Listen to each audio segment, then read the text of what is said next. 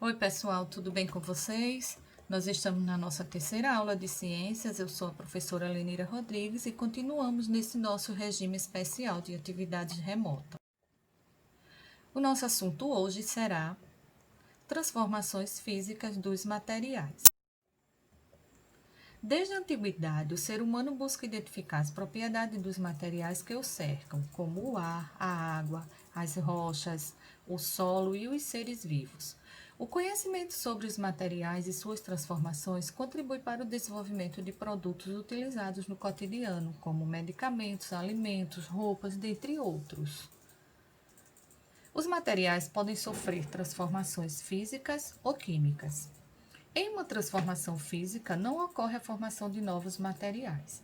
Já em uma transformação química, ocorre a alteração na composição do material, ou seja, a formação de novos materiais. Vamos ver um exemplo? Observe. Na figura A, nós temos toras de madeira.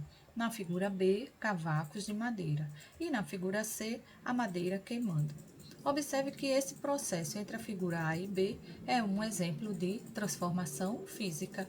Já esse movimento da figura A para a figura C é um exemplo de transformação química. Por quê? Porque a madeira, ao ser queimada, ela vai produzir fumaça, cinza e carvão, ou seja, haverá uma transformação química. Agora nós vamos ver que existem os estados físicos dos materiais.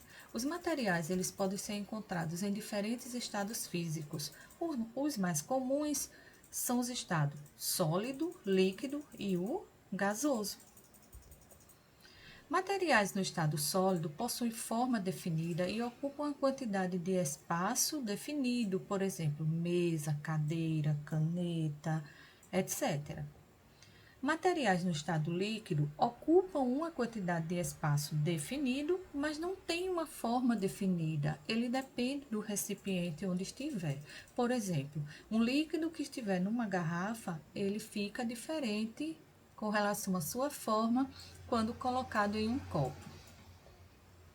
Materiais no estado gasoso não apresenta forma alguma, ele não é definido, tem tendência de ocupar todo o espaço em que estão contidos. Por exemplo, o ar da atmosfera, o ar quando nós enchemos uma bolinha de festa, então ele vai tomar o formato que for aquele espaço para que ele fique contido.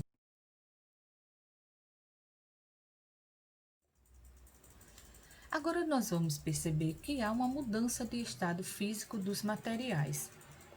Os materiais eles podem passar de um estado físico para outro quando há alteração de condições do ambiente em que ele se encontra, como a temperatura e a pressão.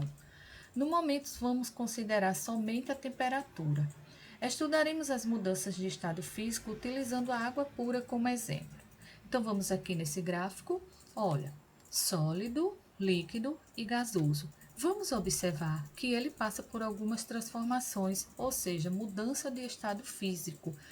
Quando o sólido ele passa para o estado líquido, acontece o que chamamos de fusão. Por quê? Porque houve um aumento na temperatura. E quando ele passa do estado líquido para o gasoso, nós chamamos de vaporização. Também aconteceu o quê? Um aumento na temperatura. E quando ele passa diretamente do sólido para o gasoso, nós chamamos de sublimação. Todos esses processos acontecem no aumento da temperatura. Professora, e quando há uma redução de temperatura? Aí vai estar sempre o contrário. Do líquido para o sólido vai haver uma solidificação. Do gasoso para o líquido vai haver uma condensação. E diretamente do gasoso para o sólido vai haver uma sublimação. Esse processo vai acontecer quando tiver uma redução da temperatura. Mas o que é fusão e o que é solidificação? A fusão é a passagem do estado sólido para o líquido.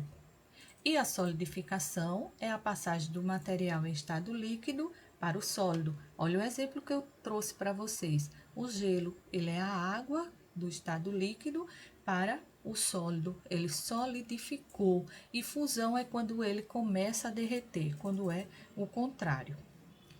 Você sabe a que temperatura o gelo começa a derreter? Quem sabe? Muito bem, é a 0 grau. Agora vamos ver o que é vaporização. A vaporização é a passagem do estado líquido para o gasoso, que pode ocorrer de duas maneiras, por evaporação ou por ebulição. A evaporação ocorre de maneira mais lenta, pois dependerá de outros fatores, como a temperatura, o vento, a umidade do ar e a extensão da superfície. Observe essa quantidade de água sobre o solo.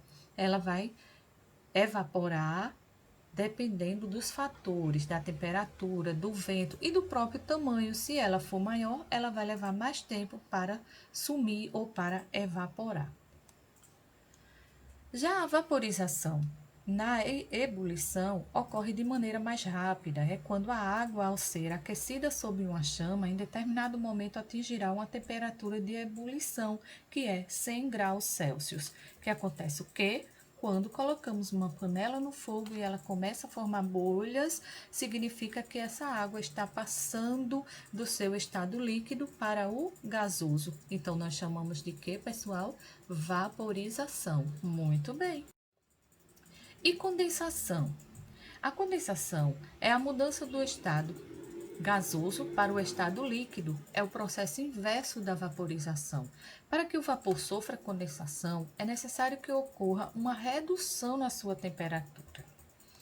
Um exemplo de condensação são as gotículas de água que se formam na parte externa de um copo que contém algum líquido bem gelado ou gelo.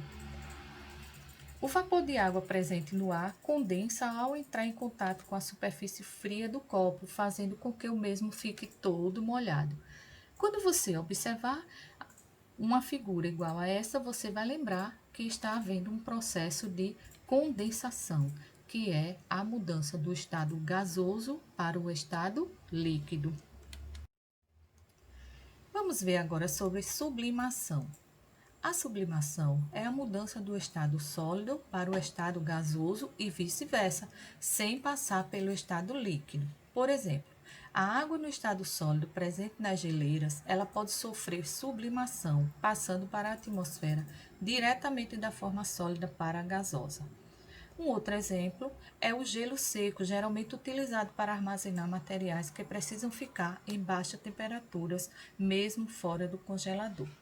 Portanto, nós observamos que todos os materiais, sejam eles em estado sólido, líquido ou gasoso, eles poderão sofrer transformações dependendo do aumento da temperatura ou da diminuição da temperatura. Okay? A nossa aula fica por aqui. Eu espero que vocês tenham gostado.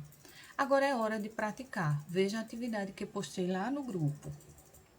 Legal, e se precisar, assista novamente.